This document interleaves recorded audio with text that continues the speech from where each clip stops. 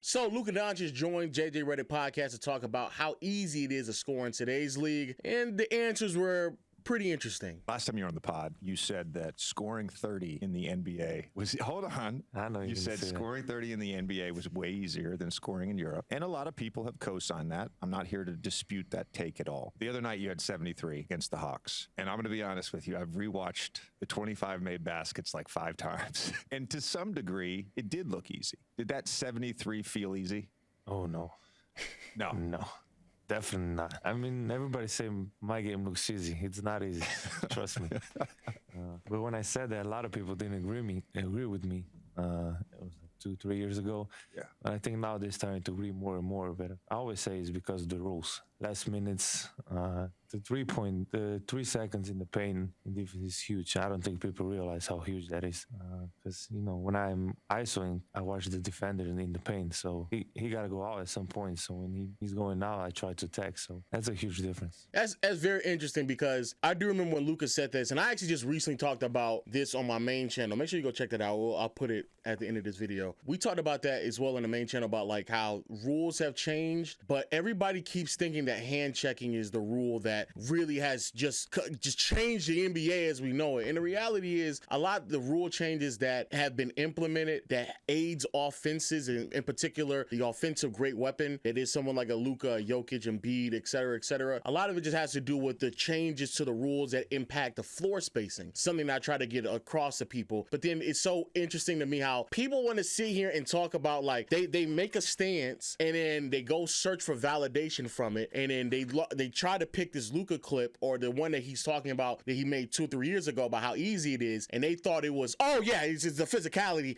and they're much more physical with the play on ball. And no, he's talking about the defensive 3 seconds. Like not even Luka, like even Kobe used to say this as well, where he wasn't really concerned about the initial defender. The initial defender, he could get by him pretty confidently. It was the backline help. How were the players rotating and shifting over? But if you have the proper floor spacing, those are things that you don't have to worry about as much. People didn't want to hear that in my most recent video, but that's just the facts. That's just what it is. I do want to ask more about the 73-point game, but since you brought it up and the rules. You brought it up. No. You brought up the rules. You brought up the rules. And I'm curious, because one of the things you mentioned last time was the physicality in Europe. It wasn't just the rules. It was kind of how in Europe the referees allow a little bit more. Flopping is generally not given to the offensive player. Do you think, and I don't know how familiar you are with like the 90s era hand checking, do you think hand checking would have an impediment on offenses? Like, would it matter? What do you mean like hand checking? The ability to just like... I'm not American. So okay, no. Explain a little bit. The rule was you couldn't like keep your hand on someone, but you could sort of put your hand on, put your hand off, put your hand on, put your hand off. So as somebody's sort of attacking only in the scoring area, not necessarily all over the floor. You can still do that. I agree. Oh yeah, 100%. I agree. My argument right now is bring back.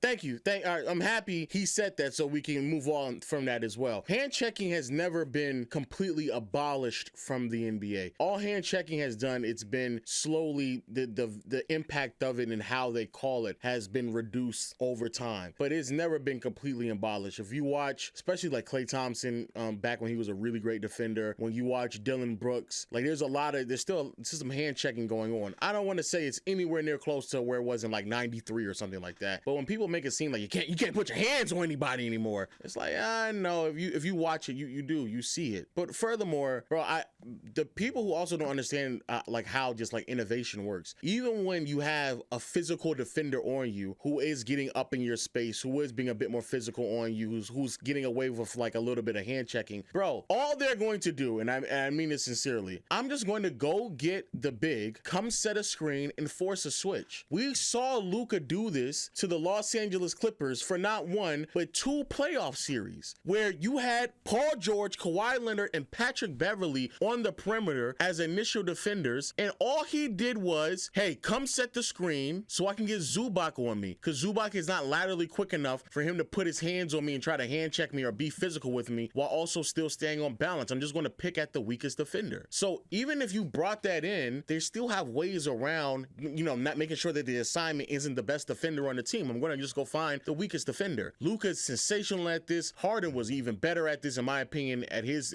absolute best. Trae Young, Steph Curry, LeBron James. Like a lot of players, they pick on weakest defenders to make it easier for themselves because that's just the most smartest thing to do. It's very strategic. My argument right now is bring back hand checking. You know what hand checking is going to do? It's going to lead to more shooting fouls. Yeah, 100%. Because offensive players are so smart now. The second I was calling a game the other night with Kevin Durant, and Mikal Bridges was D'ing up, legally had his hands on him. Once he put his hand out and Kevin could get into a shooting motion, he just went into a shooting motion. I mean, it's crazy. They tell me I don't play basketball, so I don't know what I'm talking about. There's two NBA players, one of which, or both of them are offensive great players. Another one is one of the greatest offensive players you have ever seen in your lifetime, and they're both basically saying the exact same thing I'm saying, because it's obvious. It's obvious. You old heads get upset about obvious things, but the truth of the matter is, bro, I don't know why y'all keep comparing what happened in the 80s and 90s to where we are today.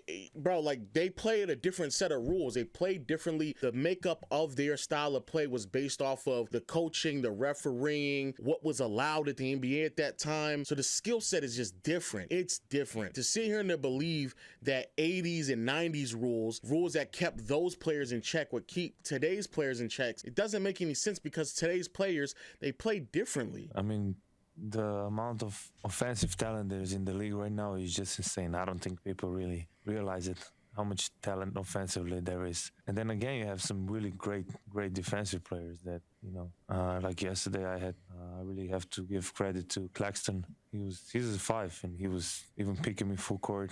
He was really guarding me good. So, you have a lot of... Yeah, it's crazy, which is, there's not an era in NBA history where you can find as many 4s and 5s picking up guards full court. Not to say they never existed, because I know many of you all loved it and put out questions and saying, oh, what about this player, that player? And you're talking about players with like 30-year difference from one another, right? But it's much more common in today's game for a power forward or a center to have the responsibility of helping out on the perimeter, because that's how much action these players are being put in constantly with pick and roll. It's interesting from my vantage point, because I get to call games. I'm calling a game later tonight, actually. That's why I'm dressed like this.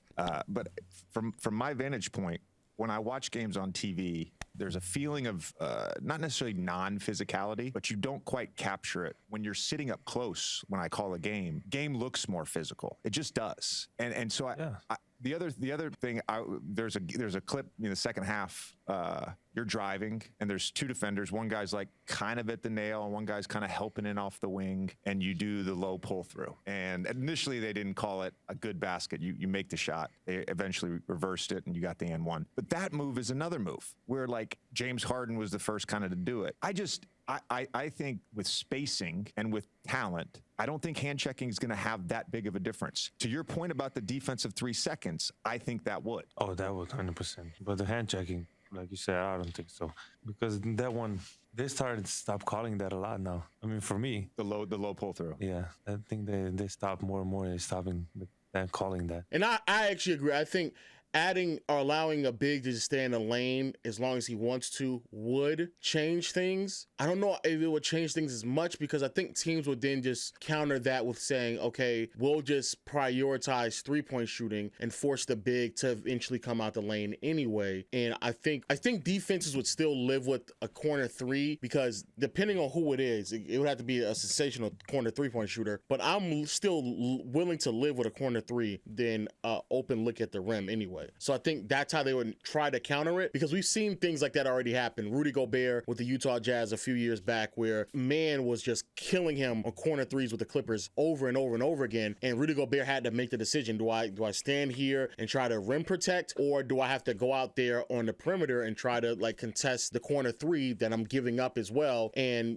you have a career night shooting 3s, and that kind of leads to a game being lost and a series shifting in another direction. And so now all of a sudden, like, it's very difficult to kind of counter that, because it's like Rudy Gobert, 7-footer, having to kind of like defend the rim and also go run out to the corner 3 and try to contest a shot. It's just difficult for anybody to do. So I think that there still will be a counter to it, But yes, I do believe allowing a big to just stand in the lane as long as he wants to would definitely be very beneficial to defenses. But yo, that's just my thoughts. Yo, let me know your thoughts in the comment section below. We heard it from the man himself, Luka Doncic, and how he thinks about scoring in today's game. Also, if you want a deeper dive on my thoughts on this topic, I uploaded on my main channel, so make sure you go check that out as well. But if not, hit the subscribe button, and until next time, I'll see you all later. Peace.